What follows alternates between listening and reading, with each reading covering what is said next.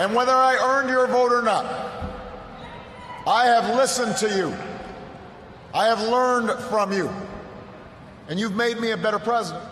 When it comes down to how Obama won, it seems to be, when you look at the exit polls, he very successfully blamed Bush for the bad economy and painted Romney as someone who you couldn't trust. He never really came out with a new plan or a different plan. Part two of what you just said, I agree with. So what does he do now? Well, let me address the first part of your statement, because I think there's a different answer to how he won. And anybody who's been reading me all this time or seeing what I had to say on TV, or this is me saying I was right. This was not an election about the economy. I've been saying this for 2 years. I know that's counterintuitive. This was a demographic election. It was always going to be. Look, you and I both know that there are millions of Latinos out there who don't have a job, who want a job. And yet who did they vote for? They voted the demographic. We are seeing a changeover in how electoral politics take place in this country. We've already seen it. Not everybody was willing to recognize it. I don't know how you deny it anymore. And this obviously creates some problems for the Republican Party, because they have not been as quick on their feet as maybe they should be, and they're going to become, is what I would predict. They're not stupid. They get it. They're gonna know what they have to do. But they're at a real deficit because of this. It's about the demographics. Things have changed. Now, going forward, fair enough when you say we didn't hear a lot about what will be different. I think you're going to be surprised at what's going to happen going forward. The President Obama we have today is very, very different than the President Obama we had 24 hours ago. You're going to see fights in Congress, but they're not going to be the fights you're expecting. You're going to see fights between the President and the Democrats. That's what you should expect. See, I differ with you completely there. I think his legacy is cemented.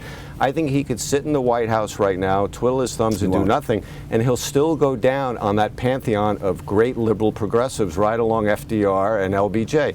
Look at what he's done. He's institutionalized the financial system too big to fail. Right. He's nationalized health care. He's rolling back the Bush tax cuts.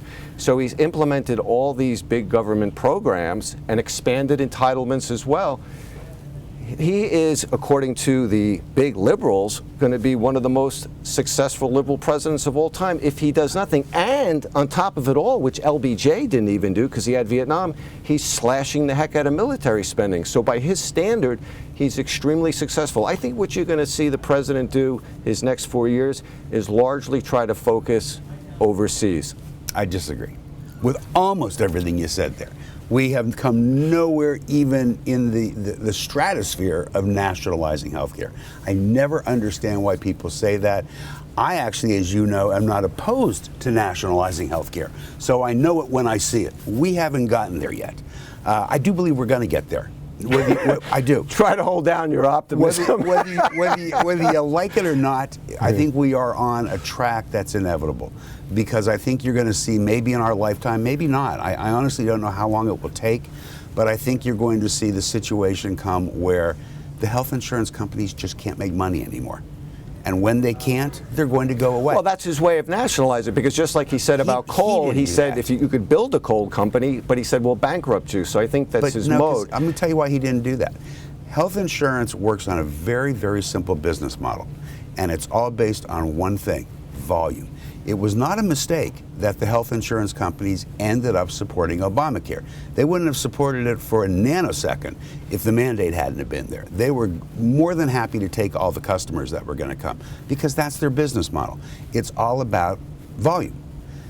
We're going to reach a point, because of the costs, where even volume is not going to be the best return on their investment.